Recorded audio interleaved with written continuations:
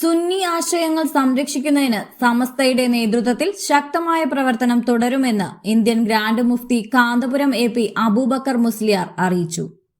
തൃശൂർ ആമ്പലൂരിൽ നടന്ന SYS കേരള യുവജന സമ്മേളനത്തിന്റെ സമാപന സമ്മേളനത്തിൽ പ്രസംഗിക്കുകയായിരുന്നു അദ്ദേഹം. സുന്നി ആശയം പറയുന്നതിന്റെ പേരിൽ ആരെയും ഒറ്റപ്പെടുത്താനോ അപകീർത്തിപ്പെടുത്താനോ അനുവദിക്കില്ലെന്ന് അദ്ദേഹം വ്യക്തമാക്കി. സുന്നി സംഘടനകൾ തമ്മിലുള്ള ഐക്യത്തിന്റെ ആവശ്യകതയും അദ്ദേഹം എടുത്തു പറഞ്ഞു. വിഭാഗീയതകൾ ആർക്കും ഗുണകരമാകില്ലെന്നും സംഘടനകളുടെ ആഭ്യന്തര വിഷയങ്ങളിൽ ഇടപെടാനില്ലെന്നും കാന്തപുരം പറഞ്ഞു. സമാപന സമ്മേളനത്തിൽ സമസ്ത പ്രസിഡന്റ് E. സുലൈമാൻ മുസ്ലിയാർ അധ്യക്ഷത വഹിച്ചു.